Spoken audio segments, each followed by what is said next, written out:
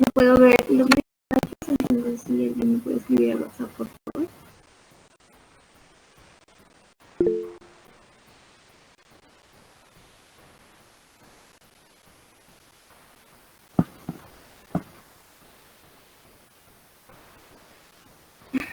Ok, vale.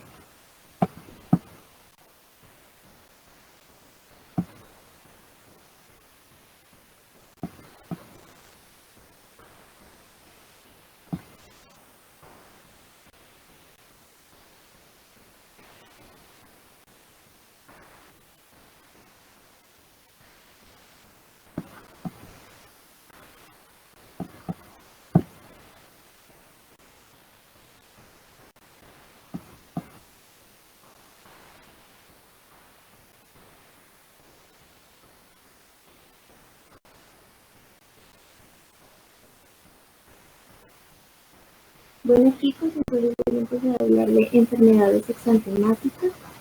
Mientras llegan los demás, pues ustedes saben que este es un tema demasiado importante en el área de pediatría. Entonces vamos a definir qué es un exantema. Es una erupción cutánea que puede ser localizada, generalizada, que puede ser súbita o no, que se puede distribuir de diferentes maneras, que tiene una morfología diferente y va a tener diferentes causas: virus, bacterias, medicamentos, enfermedades sistémicas. Y que es un motivo de consulta bastante frecuente.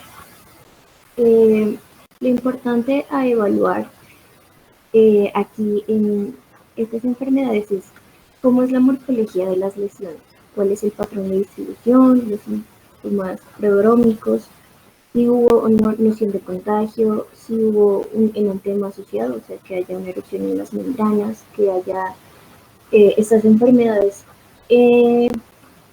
en la región, diferentes hallazgos al examen físico y los laboratorios si solamente son necesarios.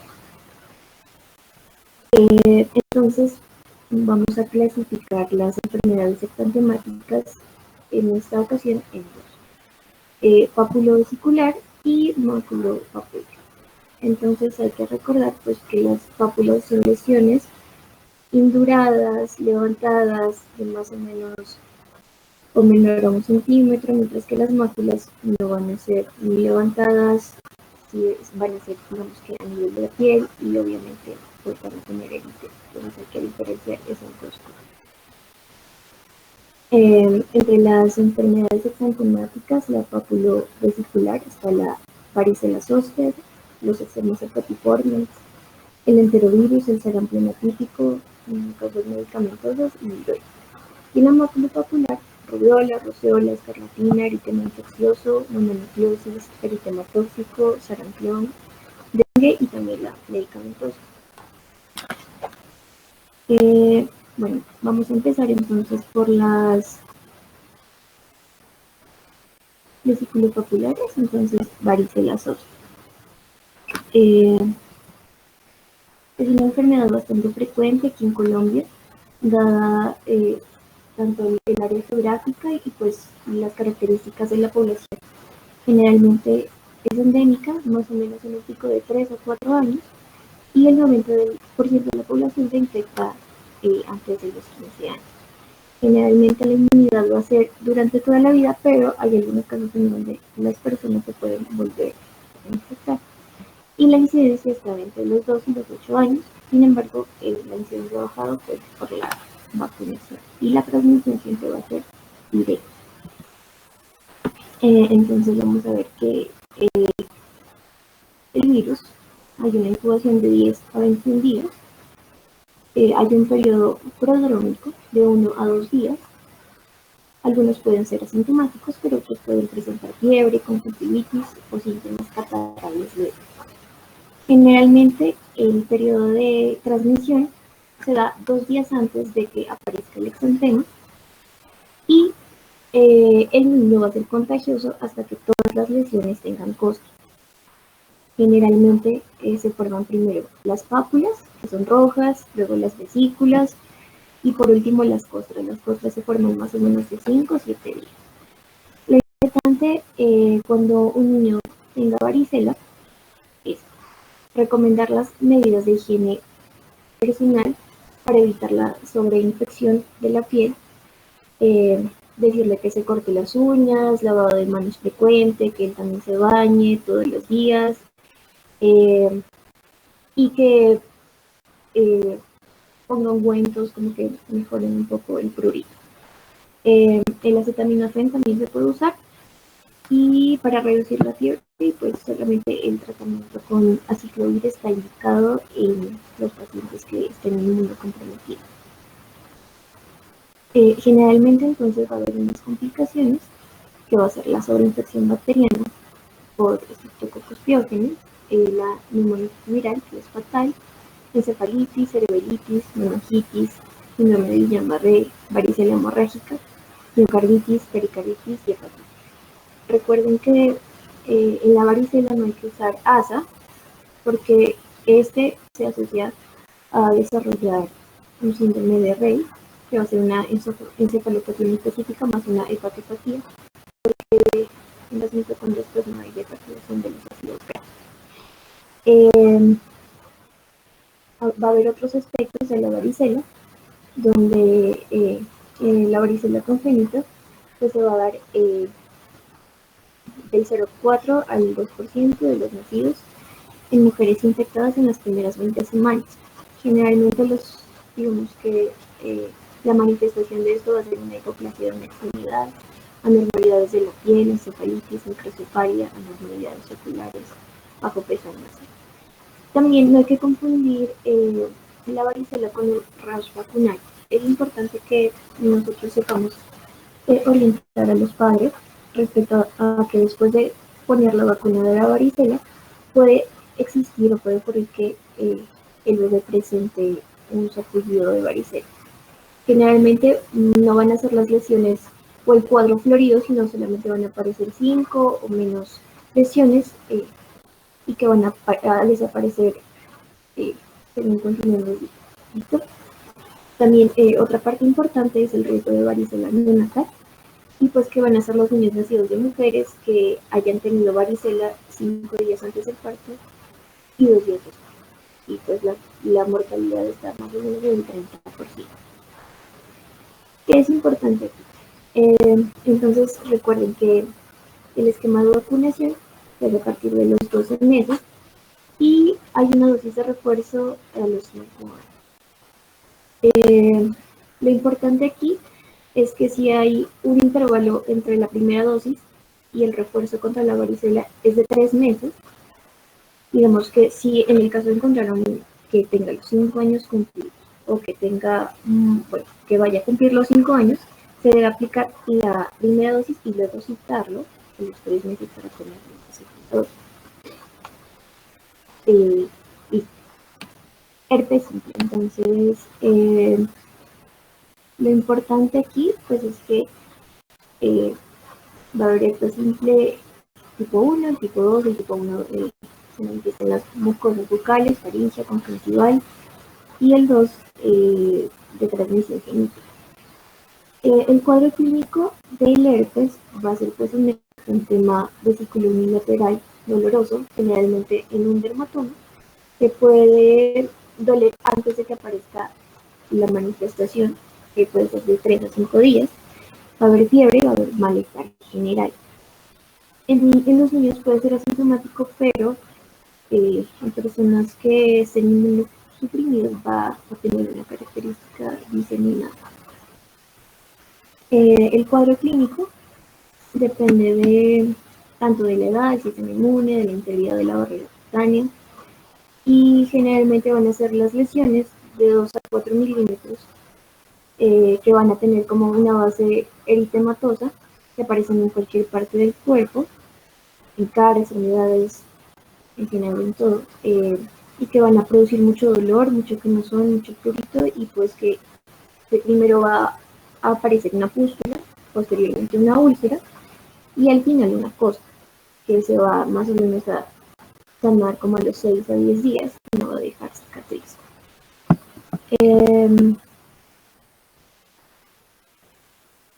¿Están escuchando todos? ¿Me pueden confirmar, por favor?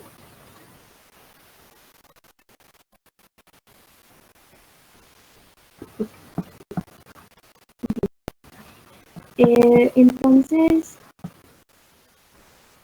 va a haber diferentes espectros del cuadro.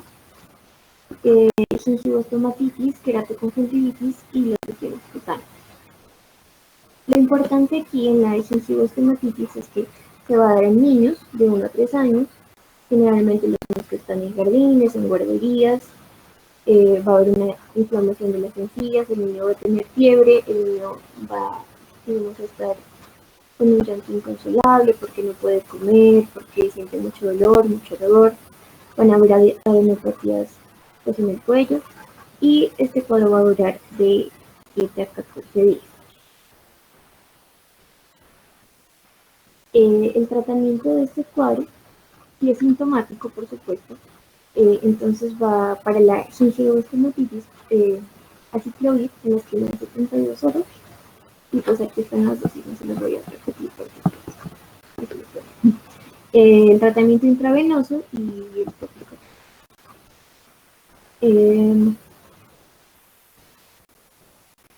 Entonces, continuamos con el enterovirus. Esta es la familia de los picornavirus, está el poliovirus, el saquis, el ecovirus, generalmente se dan menores de 5 años. La mayoría de estas patologías van a ser benignas, de estos limitados, y los exantemas de los enterovirus van a ser bastante variables. Puede ser desde lesiones que parezcan herpes zóster o que tengan vesículas, a veces máculas, van a ser bastante variables y generalmente se da de 3 a 5 días.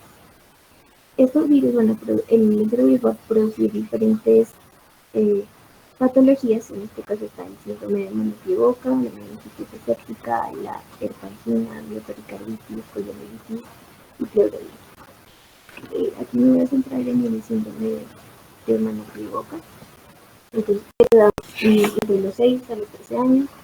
Generalmente se va a dar en áreas tropicales, pero pues se puede dar en cualquier área, y los agentes van a ser el COX-A16, el A2, el A5, el A9, el A10, el B2, el B3, el B5 y el enterovirus 71. La transmisión va a ser fecal-oral, oral-oral, y la menos frecuente va a ser la de gotas.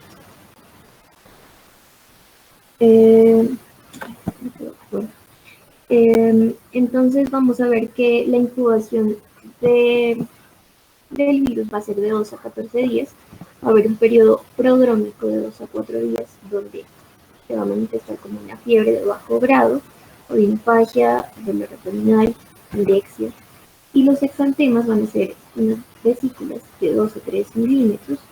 Generalmente se van a localizar dorsal o lateral de los dedos, y las superficies de las palmas y de las plantas, con una base eritematosa que puede manifestarse con prurito o sin. Entonces aquí la fase prodrómica va a ser de 1 a 2 días con... Bueno, el diagnóstico va a ser clínico, y los casos que se van a complicar van a ser los que presenten vómitos, leucocitosis y ausencia de úlceras orales, porque esta infección va a ser causada por el EOS interior.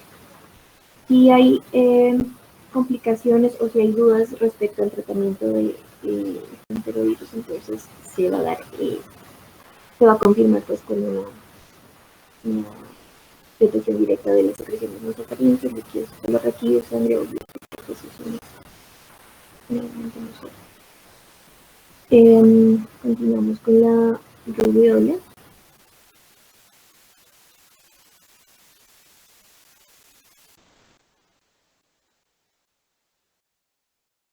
Inmunoprevenible. Aquí en Colombia en el 2014 se había declarado un país libre de rubiola, sin embargo, aquí hay casos de nueva vacunación o casos que ya están, que son importados. Se va a dar la transmisión de infección transplacentaria por aerosoles o contacto directo y de persona a persona.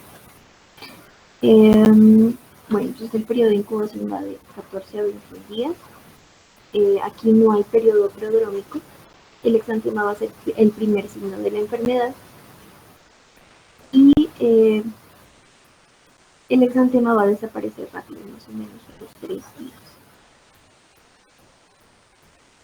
Las características del exantema va a ser un exantema tenue, que no va a tener una organización, no va a desescamar y la duración va a ser de 2 a 3 días. No va a tener fiebre, o si tiene, va a tener una febrícula. Va a tener adenopatías generalizadas generalmente una semana antes, y las poliartralgias se van a presentar en adultos y en adolescentes. Lo importante aquí es que el exantema va a aparecer en forma descendente. Entonces primero va a aparecer en la cara, luego en el cuello, luego en el tronco y luego en las extremidades.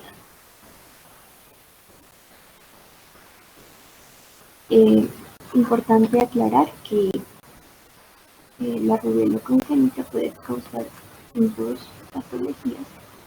Está el síndrome de Greve, que va a causar cataratas, cardiopatías, hipoacusia, retraso mental severo, microcefalia, mielomeningocele. Y el otro espectro, que es la fetopatía, que va a ser una ictericia precoz, una hepatosplenomegalia, una púrpura, una miocarditis y pues varios trastornos óseos. Continuamos con el sarampión. Según el Ministerio de Salud, el último reporte, que fue el 15 de enero del 2020, se reportaron, se notificaron 11.621 casos de sarampión y solo se confirmaron 452. La mayoría son casos de sarampión importados. Bueno, entonces aquí vamos a ver que el sarampión es una entidad bastante contagiosa y muy prevenible, que la transmisión se va a dar por gotas, secreciones nasofaringeas y por vía aérea. En las etapas iniciales de la enfermedad entonces van a aparecer puntos blancos con un fondo rojizo en el interior de las mejillas. Las manchas de COVID pues, van a poder visualizarse generalmente del 50 al 80% de los casos antes y hasta 2 días después de que aparezca el exantema. Respecto al virus, entonces va a haber una incubación de 7 a 14 días, va a haber un periodo catarral de 2 a 4 días, con un aumento progresivo de la temperatura, conjuntivitis, fotofobia, tos. El quinto día va a haber un exantema, cuero cabelludo y nuca, o sea, dirección caudal, desaparece de 5 días, va a tener como una coloración parduzca y va a haber una descamación. Eso es importante. Hay que diferenciar que en la rubiola va a haber un eritema más tenue, no va a haber descamación, mientras que en el sarampión. También hay otro espectro, que es el sarampión modificado, y es cuando los niños, al tener un contacto con alguien con sarampión, reciben la inmunización de las 48 a las 72 horas. Va a ser, pues los síntomas van a ser iguales, pero el cuadro va a ser más corto y menos grave. Va a haber un periodo prodrómico de 1 a 2 días, las manchas de COVID generalmente no se ven, el exantema va a ser difuso, la temperatura va a ser menor a 39, no va a haber un compromiso del estado general y es muy raro que se complique. Entonces, aquí encontré en el Ministerio de Salud los signos de alarma por el que las personas pues tienen que consultar. Entonces, fiebre alta, mayor a 38 grados, que dura entre 4 a 7 días, tos, secreción nasal, conjuntivitis, pequeñas manchas blancas en la cara interna de las mejillas, erupción y brote que inicia en la cabeza y desciende por todo el cuerpo, y pues obviamente que las complicaciones van a ser neumonía, infección debido a diarrea, encefalitis, que pueden llevar a la muerte. Generalmente las personas que más se complican van a ser los niños menores de 5 años, los adultos mayores de 30, pacientes que tengan déficit de vitamina A, pacientes que estén desnutridos, personas que estén muy deprimidas y mujeres embarazadas. Entonces, El reporte de los casos de sarampión debe ser obligatorio. Generalmente, si se sospecha que un paciente tiene sarampión, este paciente tiene que estar en aislamiento los 7 días a partir de que aparezca el brote de la piel.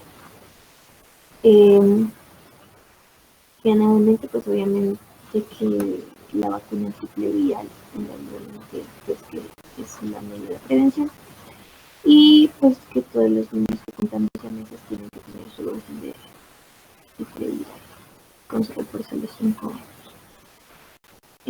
Entonces aquí las complicaciones: otitis media, neumonía, encefalitis aguda, panencefalitis esclerosante subaguda, alteraciones hematológicas y glomerulonefritis aguda.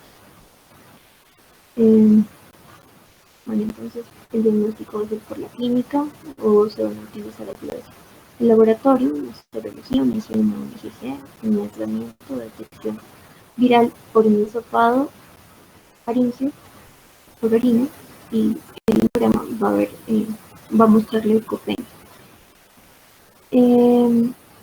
Generalmente estos pacientes se van a aislar, y el tratamiento que se les da pues, es vitamina A, que disminuye la mortalidad en cuanto a diarrea, y pues la dosis diaria va a ser 200.000 unidades en menores de 12 meses, y unidades entre 6 y 11 meses, y 50.000 unidades en menores de 5.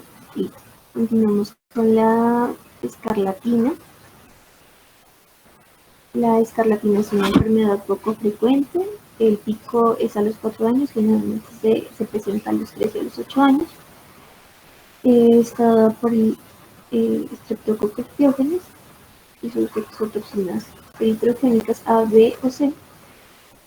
Va a haber transmisión persona a persona por gotas, por secreciones respiratorias, hasta 24 horas después del tratamiento. Entonces el cuadro va a ser como incubación de 2 a 4 días, va a haber fiebre, vómito, malestar, dolor de garganta, y el exantema se va a presentar 12 a 24 horas después, que se van a presentar en las superficies flexoras, que se generaliza a las 24 horas y que va a desaparecer a la digitopresión.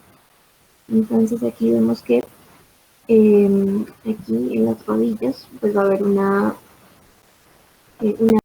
hiperpigmentación de las zonas flexoras, y ese es el signo de toastía, que generalmente va a persistir de 1 a 2 días después de la desaparición de la entonces, las características de exantema va a ser que sea puntiforme, eritematoso, que sea bastante rojo, que desaparezca la digitopresión. ¿Listo? Y también aquí hay un signo importante que se llama la carga de filato, que entonces vemos que el área peribucal siempre va a estar pálida, mientras que digamos que los laterales van a tener ese color escarlata que mencioné. Entonces, el diagnóstico y tratamiento va a ser por la clínica, si no va, pues se va a realizar un aislamiento, pero por secreción nasofaríngea, y el tratamiento pues va a ser penicilina 25 miligramos intramuscular dosis única, o cefalexina 100 miligramos kilogramo día por 10 días.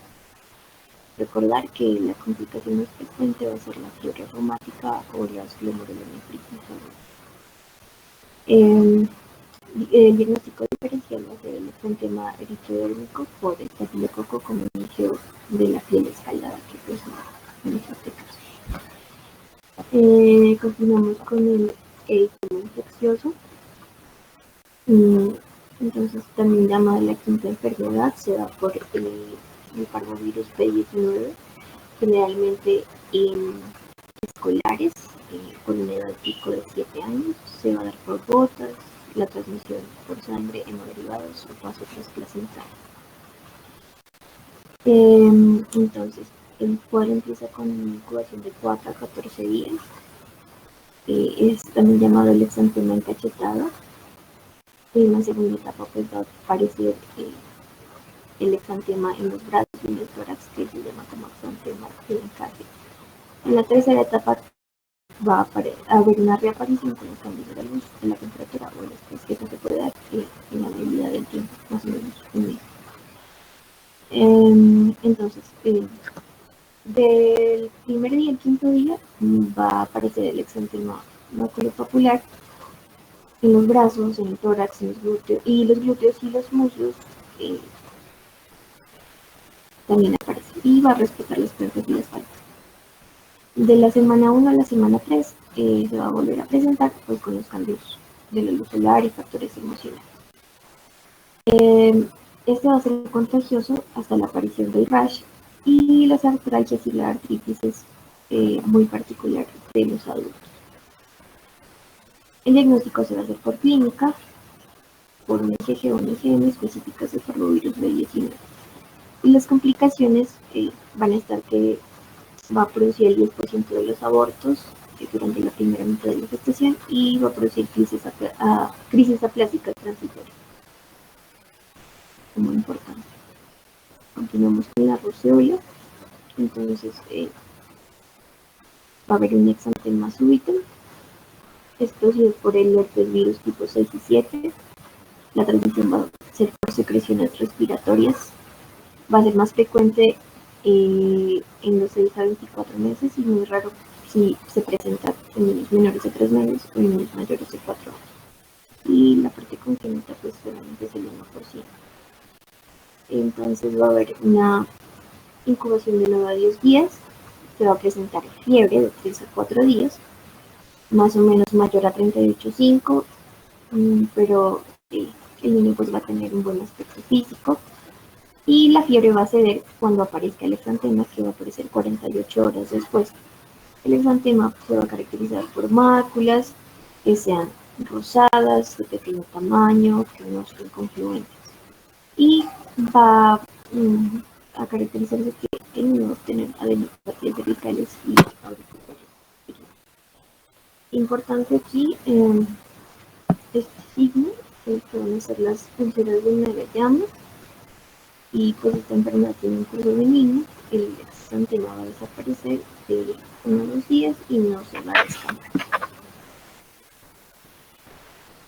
Síndrome de choque tóxico. Entonces va a estar mediada por las toxinas de Staphylococcus aureus, Streptococcus pyogenes.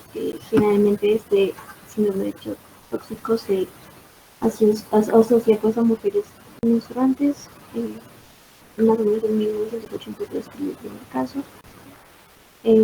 Pues estas bacterias van a colonizar la piel, las manifestaciones van a ser fiebre, hipotensión, exantema eritematoso macular difuso, infectación multiorgánica y que la piel se va a descamar, incluyendo las palmas y las plantas.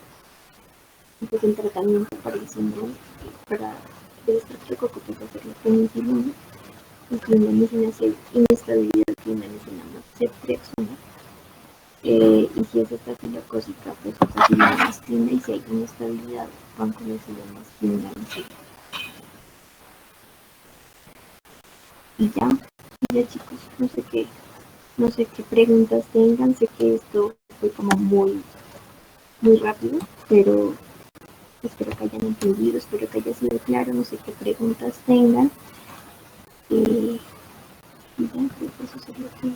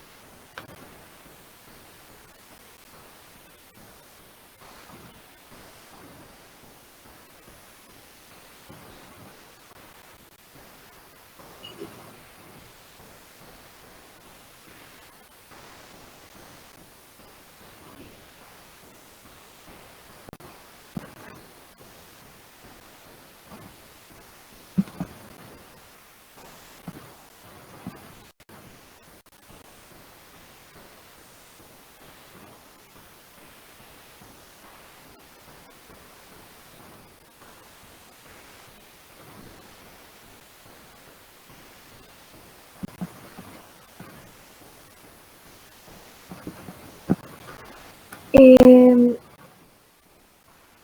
ya, espérate. Entonces, el sarampión sí es de notificación obligatoria, la rubela también, y según el ministerio, la varicela, pero no creo que sea. Y espérate, lo del con varicela por aquí lo tengo.